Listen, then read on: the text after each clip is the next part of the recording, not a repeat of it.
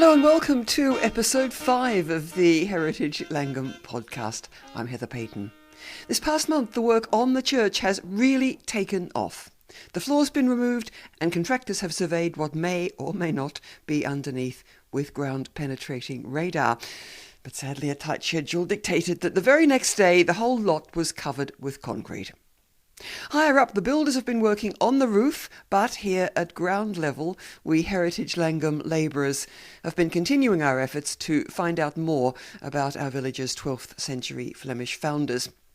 In this episode, we'll be hearing what happens when historians disagree. There are sort of inconsistencies in the account itself, and we can only guess why that's so. Perhaps we shouldn't take it too literally or too seriously. And what we may find, if we're lucky, underneath the effigies. So if this is a funeral burial practice of the time, you never know. What can she be talking about? We'll find out later.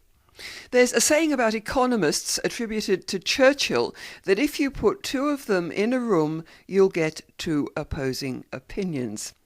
Would he have said the same about historians researching Flemish emigration? Well, documents we've studied suggest the Flemings fled to Britain, having been driven from their homes by flooding. Certainly the most picturesque scenario. But were they? Llangwm is a professor of history at Ghent University in Belgium, and he should know. So I put that theory to him over a rather dodgy Skype line. No, that's nonsense, I think. There is not one big flood in Flemish history. When you look at the coastal area of Flanders, it has been under the influence of the sea, of tidal movements, the local communities, as well as the Count of Flanders. They gradually transformed the landscape, as happened in Holland as well, for instance, reclaiming land from the sea. And so flooding was a constant threat, of course. This would not cause people to move somewhere else. Oh well, Llangwm battling through the ether. He went on to say the idea may have arisen because Flemings were good at flood protection, so would have been welcome as immigrants. So were they driven out by flooding or not?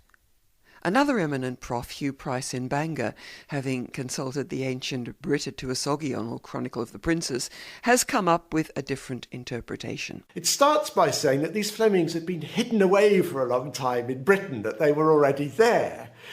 But then it goes on to suggest that they'd come straight over from Flanders following flooding and inundation of the land. So there are sort of inconsistencies in the account itself, and we can only guess why that's so. One suggestion is that the mention of flooding was more a kind of literary device, that the author was perhaps aware that floodings occurred in Flanders at times, and this seemed a way of explaining why the Flemish had come over to Britain at least, if not directly to Pembrokeshire. So because it doesn't tally very closely with known important inundations in Flanders, that could be an explanation for the reference here, and so perhaps we shouldn't take it too literally or too seriously. Professor Hugh Price in Bangor. So let's bring this closer to home and find out where these ideas come from and how likely they are to be true. Simon Hancock is curator of Haverfordwest Town Museum. So why did the Flemings come to Pembrokeshire? According to the chronicles, there are several different reasons ascribed to why the Flemings came to southwest Wales. William of Malmesbury, for example, he mentions how they were basically taken to Pembrokeshire by Henry I from other parts of England, perhaps the lowlands of Scotland, as a useful buffer against the Welsh to rein them in. So that's William of Malmesbury, who was a remarkably well-informed man. But then, if you look back then at the Chronicle of the Princes, which is the most important medieval document for the study of history, Welsh history. Probably it was Welsh copies of the Latin original. That mentions about the storm surge which flooded the Netherlands, well, the Low Countries, in October 1134. So the chroniclers aren't united in terms of giving a reason why the Flemings arrived, but it could well be both are right, because of course there wasn't just one wave of Flemish migration, there were several, and so one was talking of one and the other source is talking of the later arrival in 1134, which a climactic freak event caused them to leave their homeland. What about before 1066? Because some historians talk about what might almost amount to an economic area of the North Sea, with a great fluidity of movement of people and, of course, trade. I think sometimes it's difficult to really understand the past, because everyone who looks at the past does so from the viewpoint of our own education. But if you go back to the Norman, pre-Norman times, then clearly the consciousness of being national, nation states, people didn't think that way. And so I think the past was far more fluid, far more ill-defined, and far more cosmopolitan than we would ever imagine. For example, in early Haverfordwest, we've got documents relating to English, Norman. You've got Norse traders from Dublin, money-lending Jews.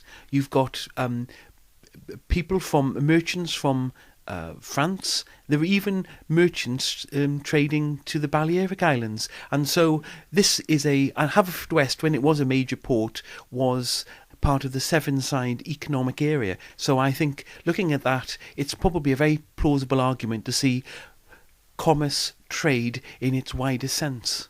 Well, you think about today's immigrants and immigration in general, and if you have the right sort of skills, you will be in demand. And it sounds as though the Flemings, they were plainly very good at things involving land drainage and land use and weaving and spinning and this sort of thing. Would they have been very desirable immigrants?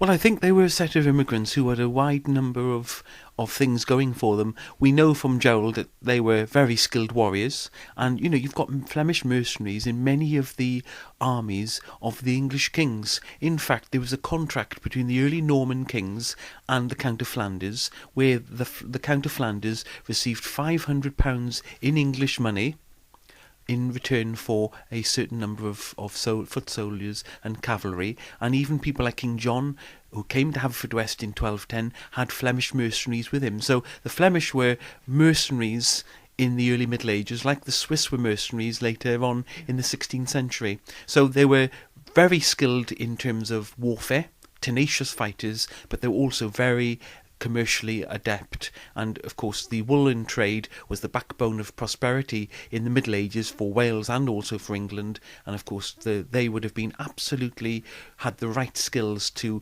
develop and grow the woolen industry.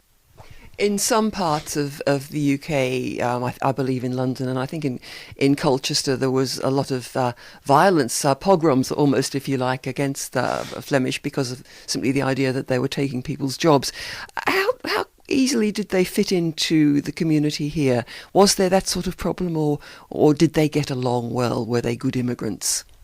Well, unfortunately, all we really know from the surviving documents, which are basically property documents, is the sheer veracity of different groups. For example, there's a wonderful document in the 13th century which talks of Hugh the Fleming and Mabel his wife. So clearly this person is distinctive because they said he was the Fleming. So clearly there's something distinctive in a different document. Then in 1410 there's Thomas the Welshman, and I think that one is even more interesting because Thomas the Welshman, this is Wales, so being the Welshman, he must have been not the odd one out, but he must have been pretty distinctive for being Welsh. So I think we've got a really cosmopolitan community, or communities in South Pembrokeshire. And if you look through all the property deeds which have survived in Haverfordwest, and it's probably got the best surviving town deeds in Wales, you've got people with wonderful names like Perkin Graciot and wonderful continental names. So it sounds as though the community here in Pembrokeshire benefited from the Flemings. I think like any other wave of immigration, and of course today migration, immigration, economic migrants is a very contentious political discourse, especially as we come up now to this referendum on the EU membership. But I think migration has enriched society. It's broadened horizons, it's brought in new people, made you think. It challenges people not to be insular, and I'm pretty sure that they enriched the society into which they arrived. Simon Hancock, curator of Haverfordwest Town Museum, on conflicting ideas about our Flemish immigrants. Another part of our research concerns the two effigies in the church due to be removed and conserved, then replaced on a damp-proof plinth. As you may know, they represent a man and a woman of differing dates, But the awful thing is we don't even know who they are. Dr. Rhiannodd Beebrach is a medieval historian and expert on commemorative monuments, and she told me first about effigies in general. They have lots and lots of functions. Primarily, they have a spiritual function. People in those days, of course, believed in purgatory, the belief that after death your soul did not go straight to heaven or to hell, but it lingered in this limbo place, purgatory. And what happened to it there was that it was purged of its sins, and of course, depending on how sinful you'd been and also how much you'd atoned for those sins in life, you could actually be immersed in purgatory for many thousands of years, it was thought. And so it was incredibly important to medieval people that that time in purgatory was shortened, if at all possible. And having a memorial effigy was one way in which you could do this. So was it the person it was a memorial to? Was he or she the person who'd be saved, or was it their relative who paid for it, presumably? Well, that's a good question. It's primarily intended to save or to decrease the amount of time in purgatory for the person who it commemorates. But again, the act of commissioning such a tomb is good for your own soul. Is it also to do with showing off your wealth, like of course a lot of art has been? Definitely. You could have the same effect of prompting prayers just by having a very simple plain cross slab, for example, and there are fragments of 2 or 3 of those in Llangwm church.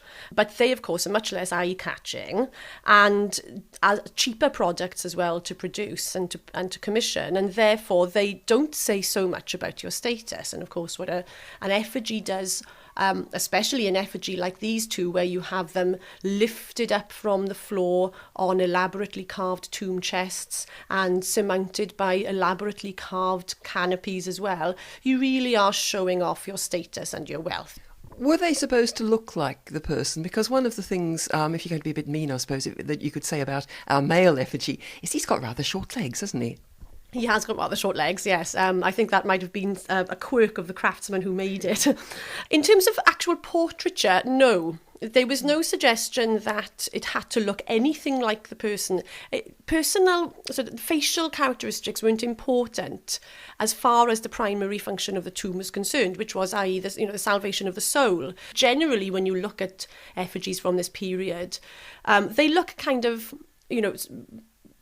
you would say youthful adults, I would suppose, in their 30s. You don't see lines or wrinkles or sagging skin or anything like that.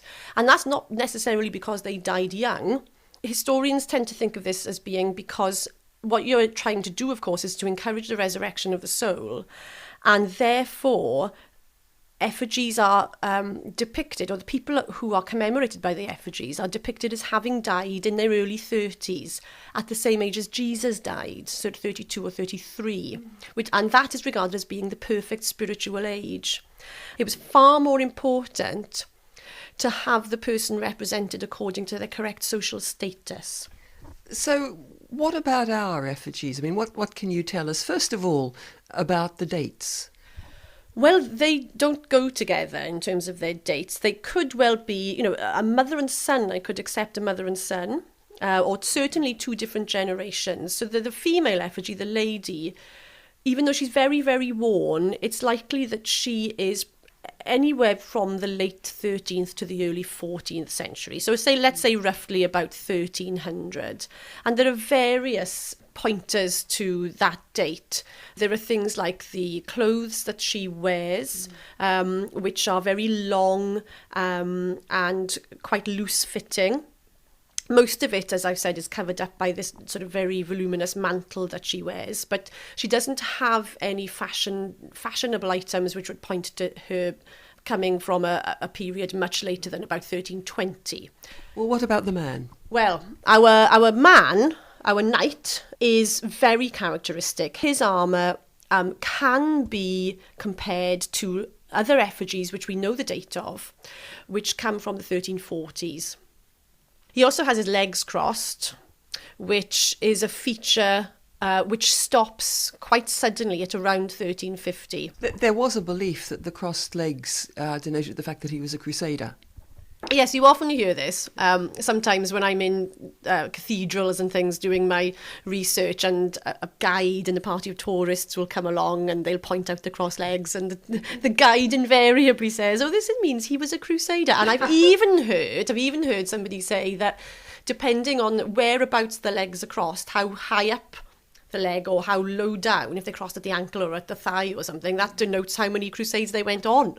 And you know, for want of a better word, that's total nonsense. He has a sword, of course. What does that mean? Well, he was a military man, and you'd expect him to have a sword.